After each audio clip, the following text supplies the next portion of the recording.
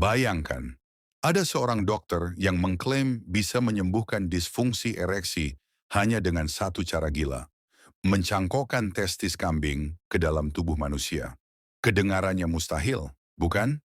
Tapi ratusan orang benar-benar rela membayar mahal untuk operasi ini, meski akhirnya banyak dari mereka tidak pernah pulang dengan selamat. Kisah nyata cangkok testis kambing ke manusia berakhir mengenaskan. Ada banyak cerita gila tentang implan atau operasi transplantasi organ, tetapi mungkin yang paling aneh adalah apa yang dilakukan orang ini. Bagaimana tidak? Dia mentransplantasikan testis kambing ke dalam skrotum manusia. Skrotum adalah bagian dari organ reproduksi pria. Bentuknya berupa kantong kulit yang menggantung di bagian bawah penis dan berfungsi sebagai pembungkus testis atau buah zakar. Lantas siapa yang melakukan hal tersebut? Ya, John R. Brinkley adalah orang yang melakukan ini. Brinkley lahir pada tahun 1885 di Carolina Utara dan ayahnya bertugas sebagai petugas medis selama perang. Sejak kecil dia selalu ingin menjadi dokter, seorang yang dihormati. Brinkley bekerja keras dan memilih kursus di Chicago.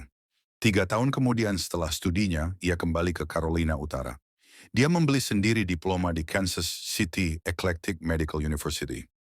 Pada tahun 1918, ia mendirikan kantor di kota Milford, Selandia Baru, dan memperoleh penghasilan sederhana sebagai dokter di kota setempat.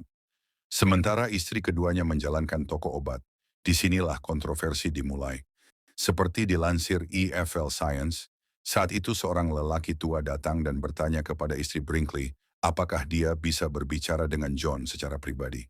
Setelah beberapa kali mengobrol, diketahui pria tersebut mengalami disfungsi ereksi. Menurut biografinya, pria itu terus bersikeras agar Brinkley memasukkan testis kambing ke dalam skrotumnya. Brinkley mau tidak mau menyetujui prosedur itu, tetapi dia juga memperingatkannya tentang risikonya. Orang tua yang berprofesi sebagai petani itu kemudian memberikan seekor kambing. Di tengah malam, Brinkley memotong skrotumnya dan memasukkan testis kambing ke dalam skrotum pria itu. Setelah operasi, Brinkley bersumpah kepada pria itu untuk merahasiakannya. Namun pria itu memberitahu semua orang yang dia tahu tentang bagaimana perawatan itu membuatnya kembali bisa ereksi. Namun hal yang mengejutkan terjadi, semua orang meminta perlakuan serupa. Hal yang mengerikan kemudian terjadi. Beberapa pria mulai mengeluhkan bau tak sedap yang disebabkan oleh organ baru di tubuh mereka. Brinkley mengira dia menggunakan jenis kambing yang salah, jadi Brinkley terlihat mengembangkan metode ekstrimnya dan mengeklaim itu akan lebih baik. Brinkley yang awalnya mengaku ragu, kemudian bekerja sama dengan tim pemasaran dan hubungan masyarakat. Semua itu dilakukan karena Brinkley gagal memublikasikan karyanya di jurnal. Brinkley bahkan tidak bisa mendapatkan lisensi untuk menyiarkan apa yang ingin dia siarkan di Amerika Serikat. Dia akhirnya mendirikan stasiun di Meksiko dan menyiarkan ke Amerika Serikat dari sana. Sementara itu, Journal of American Medical Association mencemooh Brinkley sebagai orang yang penuh omong kosong. Di satu sisi, Brinkley mulai menjangkau audiens yang jauh lebih besar untuk berbagai perawatan dan operasi testis. Dengan uang yang diperolehnya, ia berhasil memperluas rumah sakit di Milford. Rumah sakit memiliki peternakan sendiri untuk kambing. Brinkley menjadi sangat populer di masyarakat setempat. Dia menggunakan sebagian uangnya untuk membantu masyarakat dengan menyediakan layanan listrik dan pipa ledeng yang layak ke kota Milford. Namun tak bisa selalu di atas angin. Brinkley justru terjatuh karena metode penanaman buah zakar kambing ke dalam skrotum manusia. Sebagian besar pasien meninggal karena operasi.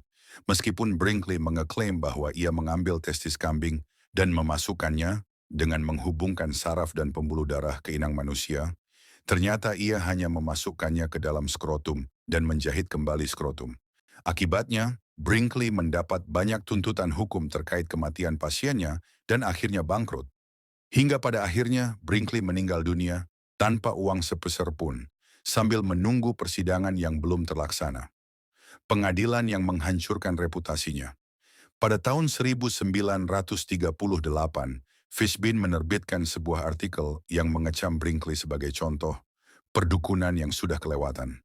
Dia menyebut bahwa kesempurnaan Brinkley melampaui penipu lainnya untuk merogoh uang dari kantong orang Amerika yang mudah tertipu. Brinkley menggugat Fishbein atas pencemaran nama baik tanpa menyadari bahwa ini akan menjadi pengadilan sangat berbeda dengan pengadilan umum yang biasa dia jalani. Di dalam persidangan, mantan pasien Brinkley yang tidak puas bersaksi dan menceritakan kerugian fisik dan finansial yang mereka alami. Ada pula bukti yang disodorkan bahwa 42 orang telah meninggal di meja operasinya. Pengacara Fishbein mengasa Brinkley untuk mengakui bahwa dia tahu operasi kelenjar kambing tidak bisa meremajakan laki-laki dengan sendirinya dan bahwa iklannya yang mengeklaim efek itu adalah palsu. Dr. Brinkley adalah ahli bedah terkaya di dunia karena dia memiliki akal sehat yang cukup untuk memahami kelemahan manusia dan keberanian yang cukup untuk menghasilkan $1 juta per tahun dengan cara ini, kata pengacara Fishbein.